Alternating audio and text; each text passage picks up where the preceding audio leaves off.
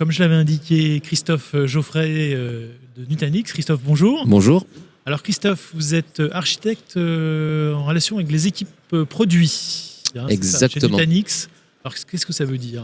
Alors aujourd'hui, je suis dans les équipes produits, donc les gens qui vont participer à la conception des solutions chez Nutanix.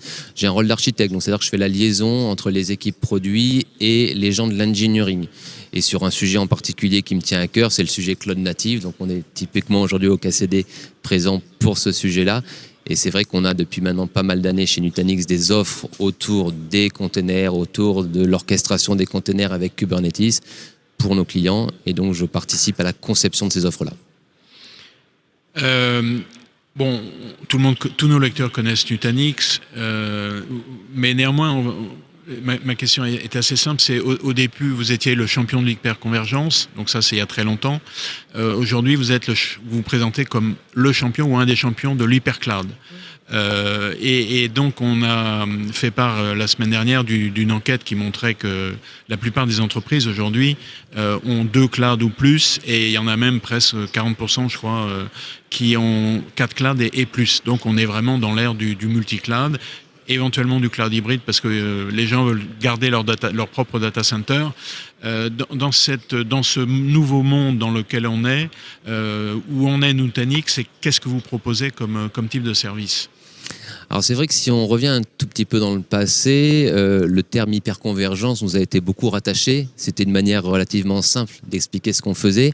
Mais c'est vrai que déjà dans le passé, on a toujours essayé de se présenter comme une plateforme cloud, une cloud plateforme, et on ciblait tout particulièrement la partie on-prem, donc c'est-à-dire les clients qui voulaient avoir un petit peu l'agilité du cloud, ou qui voulaient parfois ressortir du cloud, même s'il y a 4-5 ans c'était pas encore trop le cas, et qui voulaient retrouver cette simplicité sur leur environnement locaux dans leur data center. Et c'est vrai que c'est vraiment cette recherche d'optimisation qui nous a poussé à grandir, et naturellement les clients qui sont allés vers le cloud public, qui restent, qui évolue. Aujourd'hui, la stratégie, elle est d'ouvrir les horizons. Elle est de se dire, on va pas faire un seul cloud, on va en faire plusieurs, on va mixer les clouds publics avec, pourquoi pas, s'il y a des solutions, comme la solution Nutanix qui permet d'avoir le même type d'agilité directement dans le data center, de mixer une approche hybride où on aura du public, du privé. Et c'est vrai qu'on va avoir des choix qui sont de plus en plus larges. Donc on se positionne clairement dans cette approche-là.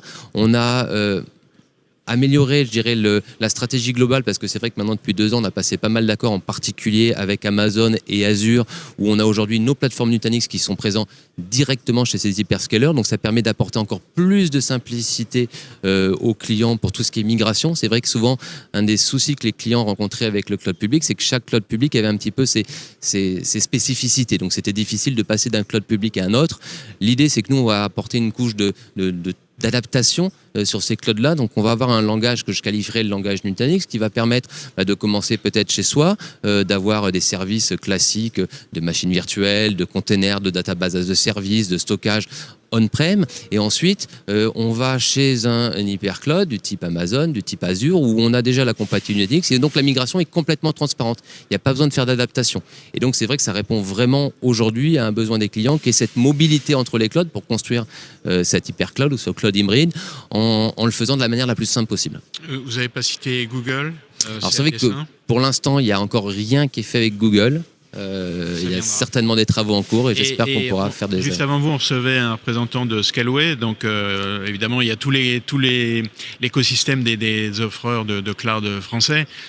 Donc il y a Scaleway, mais il y a OVH Cloud, il y en a plein d'autres. Exactement. Vous n'êtes pas d'accord avec ces Alors si, c'est vrai que j'ai pas eu encore l'occasion de les citer. On a des gros partenariats en cours avec OVH. Donc c'est vrai qu'il y a des offres qui ont été lancées, Nutanix brandé OVH, donc on est capable de répliquer la même chose. On peut retrouver des choses un petit peu similaires dans d'autres pays avec d'autres acteurs qui sont un petit peu plus locaux. Peut-être des discussions avec d'autres, rien de plus pour l'instant. Et alors, donc vous avez expliqué cette idée que les gens finalement peuvent passer assez facilement du on-prem vers le cloud, ou vers les clouds de leur choix.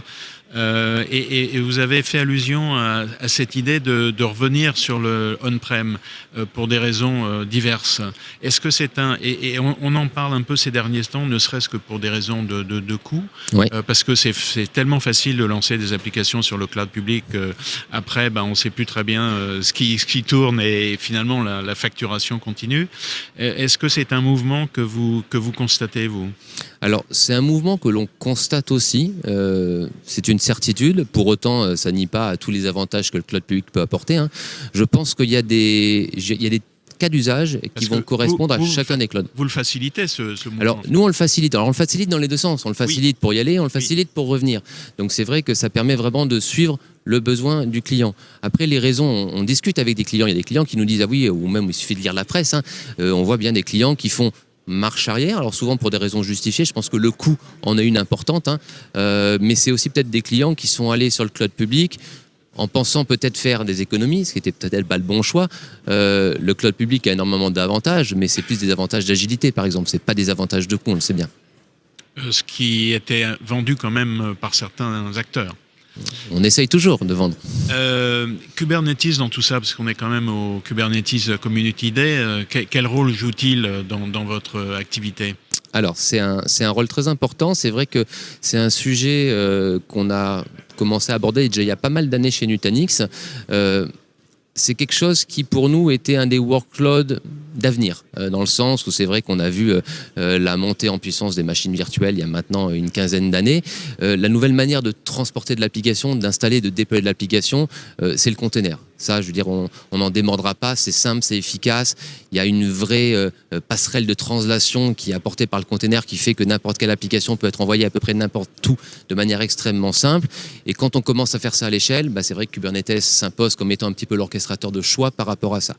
Donc nous, l'idée, vu qu'on a une plateforme, ce qu'on voulait, c'était faciliter la vie à nos clients qui voulaient faire du Kubernetes sur notre plateforme, quelle que soit la solution qu'ils allaient choisir. Ça a toujours été un leitmotiv important pour Nutanix, la liberté de choix pour nos clients. Et donc, c'est vrai qu'on a des approches parallèles, un petit peu comme le cloud, dans le sens où on a développé très tôt une offre intégrée directement dans la plateforme Nutanix, où on peut, en quelques clics, toujours avec le côté très simple des cloud platform Nutanix, venir déployer des clusters Kubernetes. Ça restera des clusters Kubernetes qui sont extrêmement simples. On est très proche de la saveur originale, comme on dit, du Kubernetes, le Kubernetes Vanilla. On va retrouver les composants de base, quelques outils additionnels, mais ça reste quelque chose d'extrêmement simple. C'est bien pour les clients qui veulent démarrer, ou c'est aussi bien pour les clients qui veulent construire toute la valeur ajoutée par eux-mêmes. Donc, ils ne veulent pas dépendre d'une société tierce. Sinon, il y a tous les clients qui veulent aller plus vite, qui veulent aller plus loin, qui veulent apporter des services. Et pour ça, on a passé un gros partenariat l'année dernière avec Red Hat. Et donc aujourd'hui, OpenShift est un workload de choix sur la plateforme Nutanix, à la fois pour nous, à la fois pour Red Hat. Donc ça devient un petit peu la plateforme de référence on-prem pour OpenShift. Et on a des intégrations qui ont été travaillées depuis un an avec les équipes d'engineering Red Hat pour qu'aujourd'hui, une installation de OpenShift sur Nutanix, c'est quelque chose qui est extrêmement simple, extrêmement transparent. C'est intégré dans l'outil de base de Red Hat. C'est quelque chose qui se passe très bien. En parallèle de ça, toujours pour respecter la liberté de choix des clients, on va retrouver tout un tas d'autres acteurs sur le marché, typiquement sur un événement comme CalCD, il y en a beaucoup, qui vont proposer des distributions Kubernetes, des manières de proposer Kubernetes sur les plateformes. Et on essaye aussi de travailler énormément avec les alliances pour se rapprocher de ces acteurs-là, pour être la plateforme de choix lorsqu'on a besoin de faire tourner du Kubernetes sur une plateforme on-prem. Je vais citer quelques exemples. On a annoncé il y a quelques mois un partenariat avec Amazon, par exemple, sur l'offre IKS Anywhere. Et donc, typiquement, la partie Nutanix devient une offre de choix, une plateforme de référence pour EKS Anywhere. Donc, un client qui veut étendre son environnement EKS directement dans son data center, fait le choix de la plateforme Nutanix. Les outils sont intégrés. Encore une fois, il y a vraiment une intégration qui est poussée technologiquement dans le sens où l'outil Amazon va parler directement avec la plateforme Nutanix, créer toutes les ressources qui sont nécessaires, installer automatiquement le cluster Kubernetes et l'utilisateur n'aura plus qu'à le consommer. On va retrouver des choses similaires avec Google sur la partie Anthos. Avec Azure, c'est un petit peu différent. On s'intègre dans l'offre Arc de management global. Et donc, en fait, on propose dans ces cas-là notre distribution Kubernetes NKE directement dans Arc. Et on va retrouver aussi d'autres acteurs du type Kubermatic, du type Rafé. On a travaillé avec D2IQ aussi. Donc, il y a pas mal d'acteurs comme ça qui viennent vers nous parce qu'on a des clients communs sur lequel il y a déjà la plateforme Nutanix et on essaye d'intégrer au mieux les technologies Kubernetes dans ce cas-là. Mais dans cet univers-là, Kubernetes, c'est vraiment le gros paquet. Puis après, c'est parce que des clients ont des besoins spécifiques et qui veulent choisir autre chose. C'est un peu ça. Kubernetes, je le compare souvent au noyau Linux. On a le noyau Linux qui a donné une déclinaison pas possible de distribution Linux. Oui. Aujourd'hui, on a un peu la même chose. La Kubernetes, c'est le noyau, c'est le cœur, et on retrouve des distributions Kubernetes avec tout un tas d'acteurs qui ont leurs avantages, leurs spécificités, et donc ça permet encore une fois de laisser la liberté aux clients, quoi. Alors, vous avez mentionné ces deux niveaux, la NKE d'un côté et puis OpenShift de l'autre. En expliquant NKE, c'est un peu pour se faire la main, mais pas seulement pour ça, c'est pour aussi les entreprises qui souhaitent finalement développer eux-mêmes un certain nombre de choses. Et puis le OpenShift, donc c'est pour la dimension plus entreprise.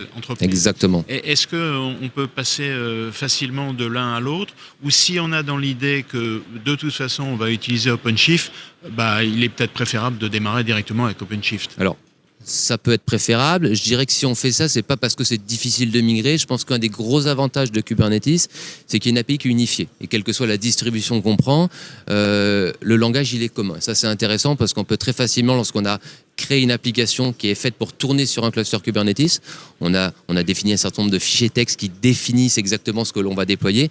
Ce fichier, on peut l'appliquer de manière identique sur une distribution Kubernetes tierce, sur un OpenShift ou sur d'autres acteurs du marché.